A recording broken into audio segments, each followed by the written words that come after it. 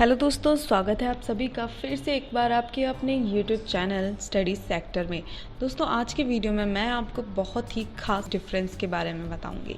जैसा कि आपने थंबनेल देख के जान ही लिया होगा कि मैं किसके बारे में बात कर रही हूँ। आज के वीडियो में मैं आपको बताऊंगी IAS और PCS के डिफरेंस के बारे में। जी हाँ, जिन लोगों को नहीं पता है कि एक IAS और एक PCS की पोस्ट के बीच में क्या अंतर होता है, तो आज का ये वीडियो आपके लिए यूजफुल साबित होने वाला है। तो वीडियो को शुरू करने से पहले अगर आपने अभी तक इस चैनल को सब्सक्राइब नहीं किया है तो किसका इंतजार कर रहे हैं, इसे सब्सक्राइब कीजिए और साथ ही नोटिफिकेशन बेल को दबाए बिना कहीं ना जाएं। हमें हमारे सोशल मीडिया हैंडल्स पर फॉलो करना बिल्कुल ना भूलें, जिनका लिंक नीचे डिस्क्रिप्शन में है। दोस्तों, यूपीएससी की IAS परीक्षा में शामिल होने वाले आवेदकों की संख्या को देखकर भारतीय युवाओं के बीच प्रशासनिक नौकरियों की तेजी से बढ़ती लोकप्रियता स्पष्ट दिखाई देती है।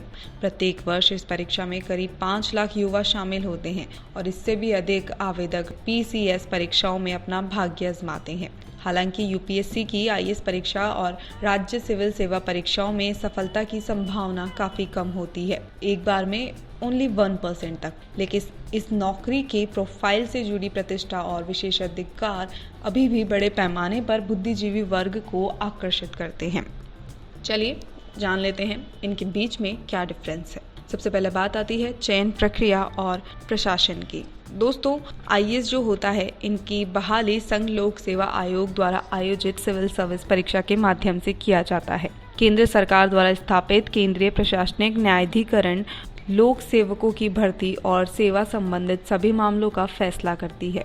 PCS ये राज्य लोक सेवा आयोग द्वारा आयोजित की जाने वाली एग्जाम्स कंडक्ट करवाते हैं। मतलब इनका सिलेक्शन जो है वो राज्य लोक सेवा आयोग के द्वारा किया जाता है और एक IAS का संघ लोक सेवा आयोग के द्वारा।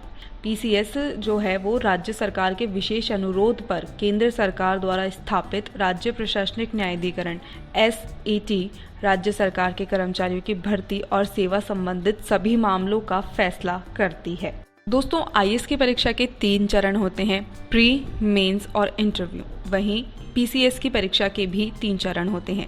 इसमें अवधारणात्मक प्रश्नों की बजाय तथ्यात्मक प्रश्नों पर जोर दिया जाता है।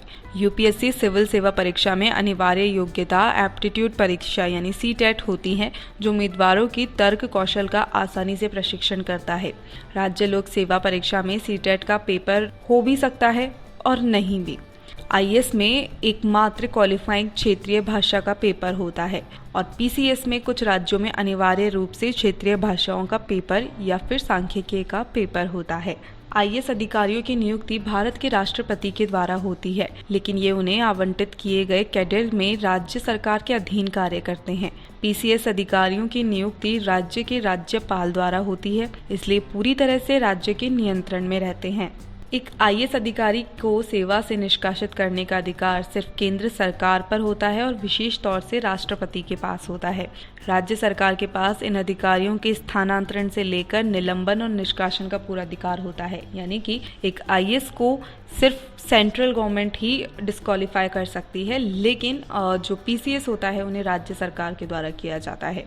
IAS को जो है इनका वेतन और पेंशन कैडर राज्य देता है। चाहे ये किसी भी राज्य में सेवा दे रहे हों, पूरे देश में इनका वेतनमान एक समान होता है और PCS में इनका वेतन और पेंशन पूरी तरह से राज्य सरकार के ही हाथों में होता है। ये जिन राज्यों में सेवा दे रहे होते हैं उनके अनुसार इनका वेतन इन्हें दिया जाता है।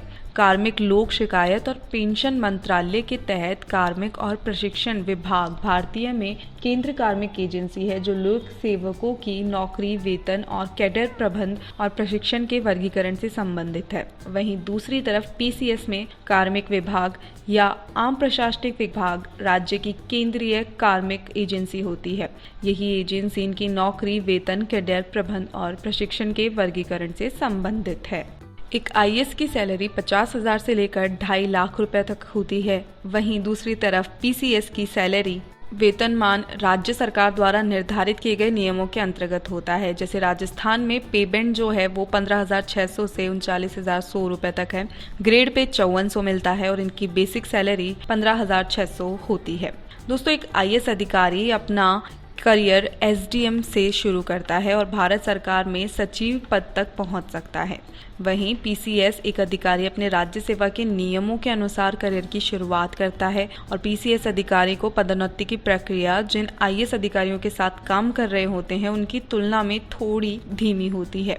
नौकरी शुरू करने के बाद आईएएस अधिकारी को जिला कलेक्टर बनने में करीब 5 से 7 साल लग जाते हैं और पीसीएस में राज्य सेवा काम करने वाले व्यक्ति को आईएएस अधिकारी के पद पर जितना प्रगति करने में 15 से 17 सालों का समय लग सकता है और संभव है उस ऊंचाई तक पहुंचने तक वो पहले ही रिटायर हो सकते हैं।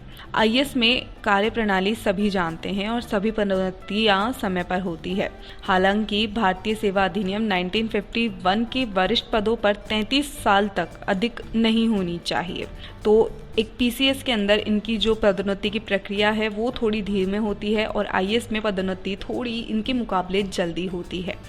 आईएएस अधिकारी निर्देश के अनुसार केंद्र सरकार के विदेशों में स्थित अलग अलग कार्यालयों में प्रतिनियुक्त के आधार पर अपनी सेवाएं देते हैं। आईएएस अधिकारी अंतर कैडर स्थानांतरण के पात्र होते हैं और आवश्यकता के अनुसार उन्हें अलग अलग राज्यों में प्रतिनियुक्ति के आधार पर नियुक्त किया जाता है। पीसीएस अधिकारी को अलग अलग विभागों में प्रतिनियुक्ति के आधार पर नियुक्त किया जाता है। लेकिन हालांकि भारतीय प्रशासनिक सेवा और राज्य लोक सेवा दोनों ही सेवाओं को देश में प्रशासनिक शासन के सुचारू रूप से चलाने के लिए एजेंडे के तहत बनाया जाता है, लेकिन राज्य के अनुसार नौकरी के नियम और उनके विनियम अलग अलग होते हैं।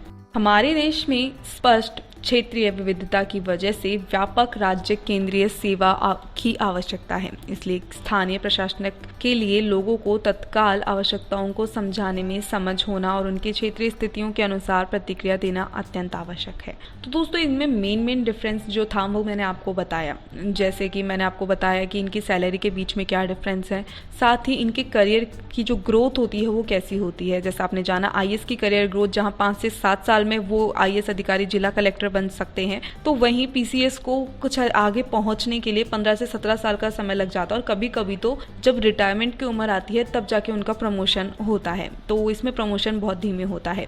मैंने आपको इसमें सैलरी का डिफरेंस बताया कि सैलरी आईएएस के मुकाबले पीसीएस की थोड़ी कम होती है और एक आईएएस को सिर्फ हमारी जो है सेंट्रल गवर्नमेंट वो ही हटा सकती है और पीसीएस को स्टेट गवर्नमेंट भी हटा सकती है। आईएएस की नियुक्ति राष्ट्रपति के द्वारा होती है और पीसीएस की नियुक्ति किसी भी राज्यपाल के द्वारा हो सकती है। तो इनमें ये कुछ मेजर डिफरेंस थे जिनकी बात मैंने आज के वीडियो में करी है। दोस्तों ऐसे ही इंटरेस्टिंग फैक्ट्स और ऐसी इंटरेस्टिंग जानकारी अगर आप जानना चाहते हैं तो आप किसकी वेट कर रहे हैं, हमारे चैनल को सब्सक्राइब कीजिए, हमें सोशल मीडिया हैंडल्स पर फॉलो कीजिए क्योंकि ऐसे इंटरेस्टिंग इन्फॉर्मेशन डेली आपको मिलती रहेगी। तो दोस्तों आज के लिए फिलहाल इतना ही, मिलती हूँ आपसे अगले वीडियो में। तब तक के लिए स्टडी सेक्टर को सब्सक्राइब करें, वीडियो को लाइक करें, शेयर करें, हमें सोशल मीडिया हैंडल्स पर फॉलो करें, लिंक डिस्क्रिप्शन में आपको मिल जाएगा। मिलती हूँ आपसे अगले वीडियो में, तब तक के लिए धन्यवाद।